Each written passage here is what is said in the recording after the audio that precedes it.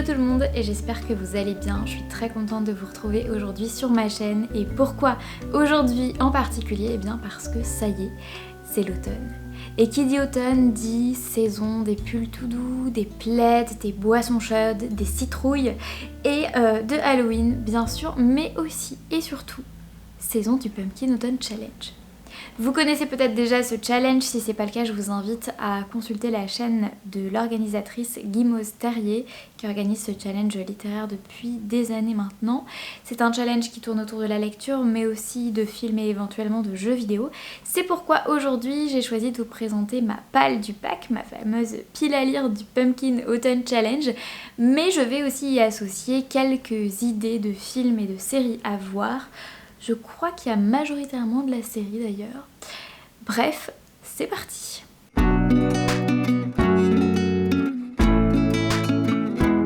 Ça y est, j'ai sorti mon petit carnet, j'ai à côté de moi la pile des livres que j'espère lire cet automne. Je suis donc enfin prête à vous présenter le premier menu du challenge qui s'appelle Automne frissonnant.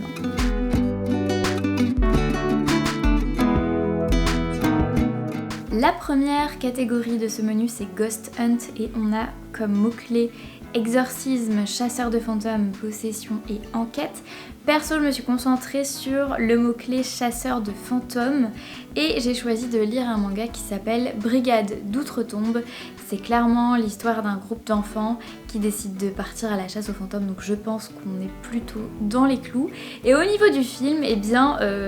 c'est l'heure où je m'auto-flagelle. Je n'ai toujours pas vu Ghostbusters, donc je pense que ce serait l'occasion.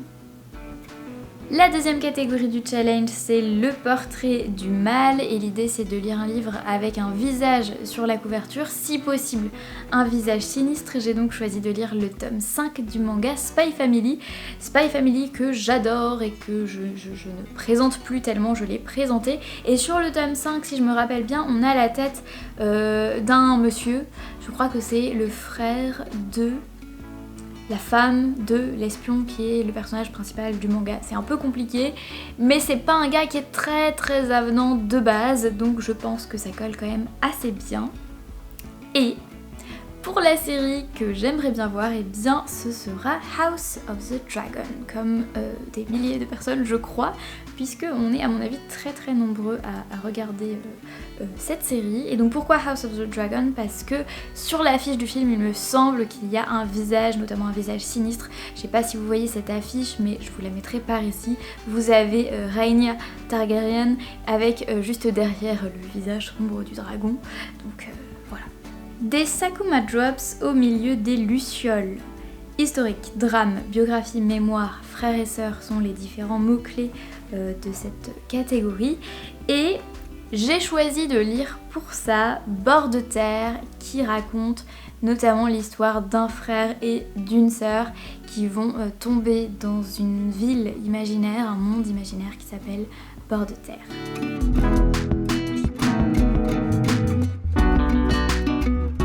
Le deuxième menu de ce challenge s'appelle Automne de l'étrange et la première catégorie c'est les mystérieux habitants de Pottsfield avec comme mots-clés automne, Halloween et Samhain. Je sais jamais si ça se prononce Samhain. Vous avez compris ce que c'est. Du coup, j'ai choisi de lire un livre qu'on m'a conseillé et qui s'appelle La Mélodie des limbes de Nina Gorlier, si je vous dis pas de bêtises. Et en fait, ça raconte l'histoire d'une jeune fille qui a un ami imaginaire et qui est capable de faire des rêves lucides. Et donc à chaque fois, elle se retrouve dans un royaume qui est, je crois, le royaume de l'automne éternel. Donc je trouve que ça colle quand même plutôt bien à cette catégorie. Comme film, j'aimerais bien, comme chaque automne, me refaire les Harry Potter. Oui, pour moi, automne égale Harry Potter, donc je l'ai mis dans cette catégorie. La deuxième sous-catégorie de ce menu s'appelle la cueillette des champignons. J'ai trouvé ça vraiment mignon. Et du coup, les mots-clés, c'est forêt, récolte, poison et petit peuple. Alors du coup, en termes de lecture, j'étais bien tentée par le premier tome du manga Freerun, qui raconte l'histoire d'une elfe qui part en forêt pour collectionner les sorts.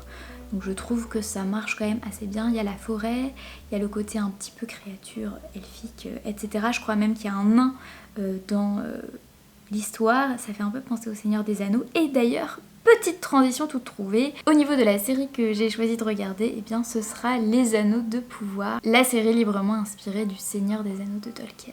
Troisième catégorie pour ce menu, In the Dark, I Hear a Call. On fait tous des super efforts pour parler anglais. Du coup, les mots-clés, c'est Dark Fantasy ou Fantasy tout court, ambivalence, quête, duplicité, pouvoir, obscurité, loyauté, lumière, destinée, mauvaise influence. Il y a vraiment tout ça. Bon, bah, on a une flopée de mots-clés et je suis quand même assez fière puisque je vais vous montrer, j'ai choisi un livre qui, me semble-t-il, correspond à presque chacun des mots-clés. Il s'agit du 6e tome de Harry Potter. Harry Potter et le prince de sang mêlé. Vous le savez sûrement, mais je me refais la lecture de cette saga mythique et je la savoure. Et alors pourquoi ça correspond eh bien, à pratiquement chacun des mots-clés? C'est assez incroyable, mais ça rentrait vraiment parfaitement dedans. Déjà, on a Dark Fantasy, donc c'est de la fantasy, et effectivement c'est de plus en plus sombre au fil des tomes.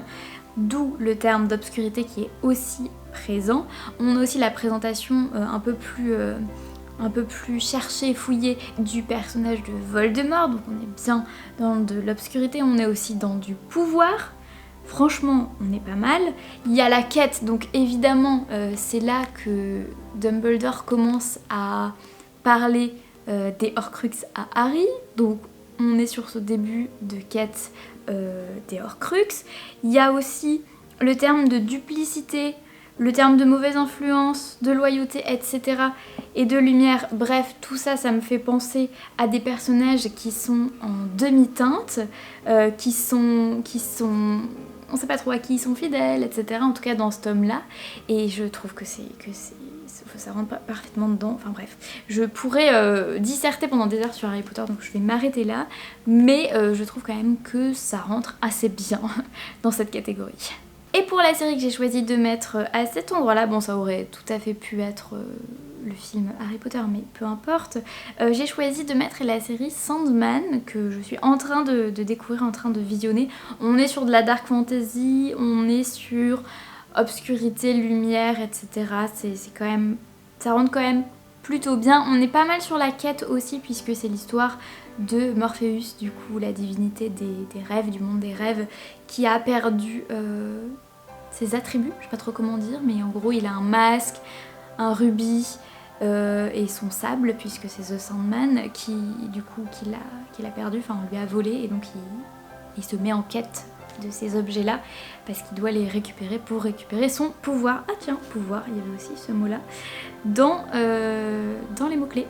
Voilà, on est pas mal. La quatrième et dernière catégorie de ce deuxième menu a un titre très poétique, ça s'appelle Soit vent, rêve, cendre et néant, soit nuit, noir, âme et souhait.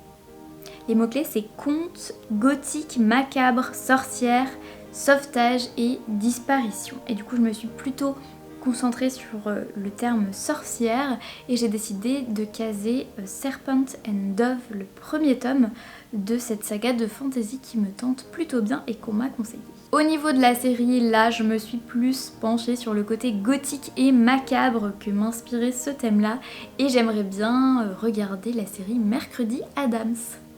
Troisième menu, et c'est certainement mon menu préféré, il s'agit du menu Automne, douceur de vivre.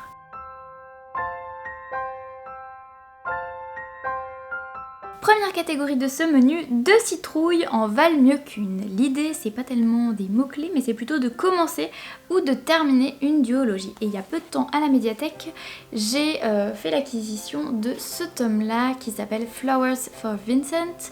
Et c'est bien précisé au verso que c'est une série en 2 tomes.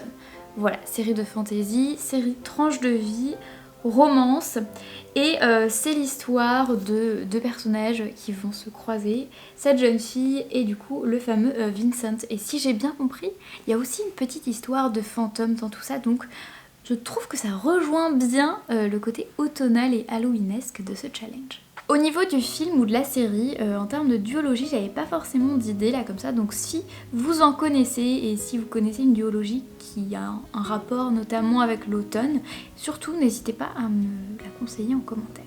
Deuxième catégorie, la maison des slangsters, avec comme mots-clés humour, livre ou série audio et podcast. Alors, je sais pas si j'aurai l'opportunité de lire un livre audio parce que, en fait, je suis pas spécialement abonnée aux plateformes de livres audio, même si ce serait bien de tenter.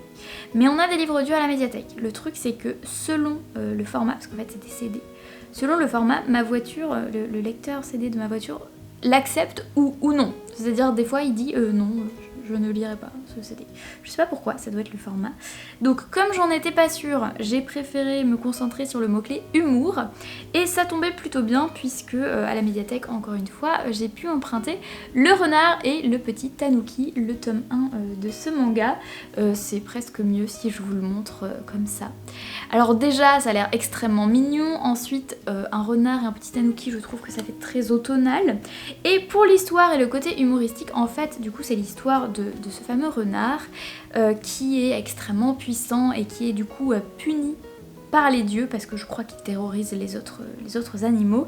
Il est puni par les dieux, il est mis en sommeil pendant 300 ans, et quand il se réveille, il est autorisé à retourner avec tout le monde à une condition, et la condition c'est qu'il forme, entre guillemets, ce petit tanuki. Et en fait ça a l'air marrant parce que lui, il a pas du tout envie, lui c'est le gros dur, etc. Et lui c'est plus le petit animal tout cute, et donc...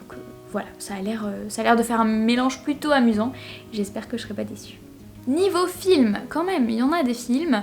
Je vous cache pas, je l'ai déjà vu, mais je trouvais qu'il rentrait plutôt bien là-dedans. J'ai vu Bullet Train au cinéma avec Brad Pitt et avec bien d'autres très grands acteurs, et je me suis régalée. C'est tiré d'un roman d'ailleurs, paraît-il, je ne me rappelle plus le nom de l'auteur, mais c'est tiré d'un roman, et peut-être que je le lirai parce que franchement l'adaptation au ciné elle était juste géniale. Bon, c'est l'histoire d'un gars qui a un nom de code, son nom de code c'est Coccinelle. Pourquoi Coccinelle? Parce que le mec c'est le plus malchanceux de la terre, mais il a choisi de faire un job où il doit voler, il doit, etc. C'est un espèce de petit malfrat en gros, et bon, il est coaché par... une collègue genre dans son oreillette quoi en gros, et donc elle l'appelle Coccinelle. Et donc ce gars-là doit voler, doit récupérer en fait une valise dans un train, et donc c'est le fameux Bullet Train, et donc il doit récupérer la valise et descendre, et en fait le truc c'est que les arrêts, à chaque arrêt du train il y a genre 10 secondes, et en fait à chaque fois qu'il essaye de descendre, il arrive pas parce qu'il y a toujours une embrouille, il y a toujours un truc, il a toujours cette espèce de malchance qui l'empêche de mener à bien sa mission, et donc il va se passer plein d'autres éléments dans cette intrigue, et du coup c'est une comédie d'action, et en fait ça tombait super bien parce qu'on est allé le voir au ciné avec mon chéri, et moi je suis plus film cucu d'habitude, ou alors film un peu marrant. Lui il est bien film marrant, il est pas mal film d'action et tout, mais il est pas du tout film cucu, et du coup en fait ça matchait vachement bien, c'était très très complémentaire, voilà. Comédie d'action, c'était parfait. Troisième catégorie, il n'y a jamais trop d'épices dans ma pumpkin pie, avec comme mots-clés nourriture, enfance, famille, transmission et plaisir non coupable. Là je me suis concentrée sur enfance, famille et transmission, en choisissant La passeuse d'histoire de Sejal Badani, qui raconte l'histoire, je crois que c'est une New-Yorkaise d'origine indienne, me semble-t-il, qui va revenir sur les traces de sa famille. Donc je trouvais que ça allait plutôt bien là-dedans. Et après, par rapport aux mots-clés enfance et famille, je me suis dit que c'était l'occasion, attention, deuxième épisode d'autoflagellation, de regarder cette série extrêmement mythique que tout le monde a vue, sauf moi apparemment, la fameuse série Gilmore Girls. Voilà, tout le monde en parle, pour l'automne apparemment c'est vraiment le must, et je l'ai toujours pas vu, donc il serait temps. Et donc comme ça parle d'une mère et de sa fille, je trouvais que le terme famille collait quand même plutôt bien. Quatrième catégorie, chante-moi une chanson Sassenach, avec comme mots-clés mythes et légendes, voyage dans le temps et dépaysement.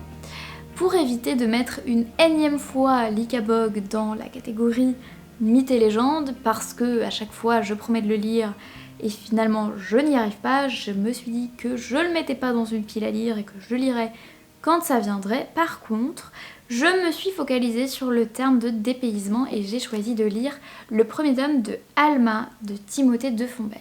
On est sur du dépaysement parce qu'on est sur du voyage, et on est plus ou moins sur du voyage dans le temps parce que c'est plutôt les lecteurs et lectrices qui voyagent dans le temps et qui font un bond dans le passé puisque ça se passe en 1786. Voilà.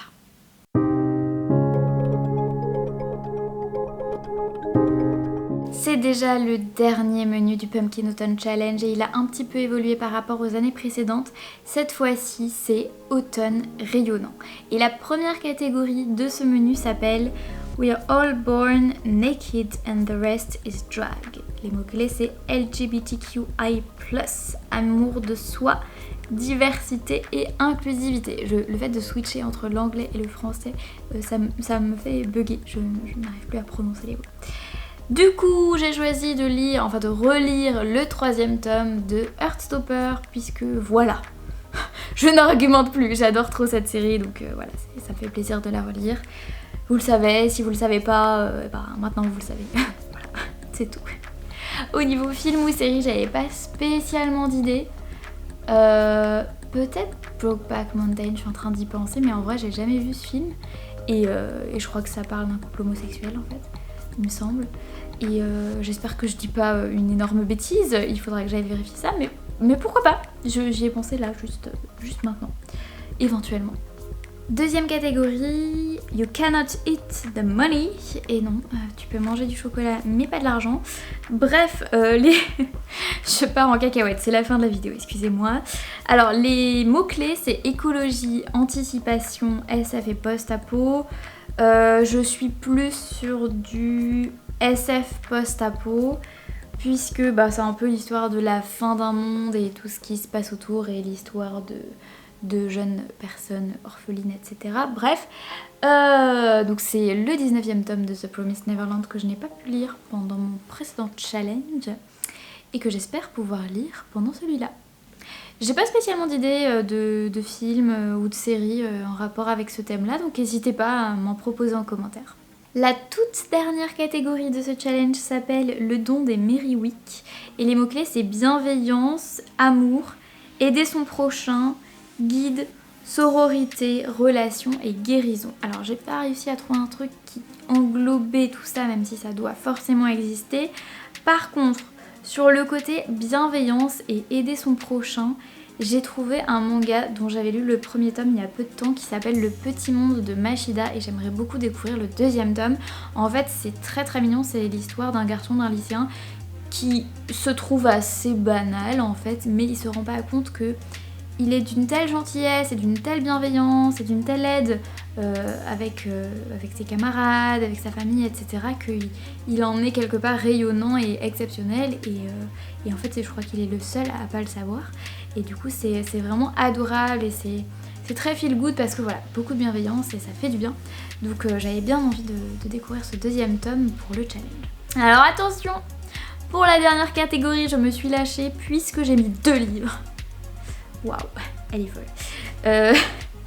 C'est vraiment la fin de cette vidéo. J'ai choisi de rajouter un petit peu en dernière minute un livre qui s'appelle La 25e heure ou Comment travailler 1 heure de moins chaque jour. Voilà. Alors, aussi surprenant que ça puisse paraître, c'est mon responsable à la médiathèque qui me l'a proposé. Il me l'a prêté même d'ailleurs, hein, c'est son livre à lui. J'ai déjà commencé à le lire, hein, j'ai lu une 50aine de pages, tout simplement parce que vous le savez peut-être, mais en gros j'ai changé de poste à la médiathèque il y a déjà plusieurs mois et pour la première fois je me retrouve avec une équipe à manager et du coup ce livre-là aide beaucoup là-dedans et je vais recopier allègrement et mettre en place diverses techniques qui sont proposées là, que ce soit en termes de management ou d'organisation du travail. Moi c'est un peu les deux qui me posent problème parce qu'on a énormément de choses à faire. Et du coup merci beaucoup à mon responsable qui m'a prêté ce livre. Et donc pourquoi j'ai mis ce livre à la dernière minute dans cette dernière catégorie, c'est tout simplement parce que ce geste de me prêter ce livre-là, je l'ai trouvé très bienveillant et d'une grande aide, donc ça correspondait plutôt bien. Au niveau du film, alors de la série, du coup cette fois-ci ce sera une série, je suis en train de me refaire Virgin River, on est clairement sur le mot-clé amour, il y a aussi beaucoup de bienveillance et beaucoup d'aide dans ce petit village qui est Virgin River, donc finalement ça se combine quand même plutôt bien. Et c'est vraiment la série typiquement cucu et en même temps ça fait trop du bien. Enfin je veux dire elle est parfaite, c'est-à-dire t'as une infirmière qui a vécu des trucs traumatisants, etc.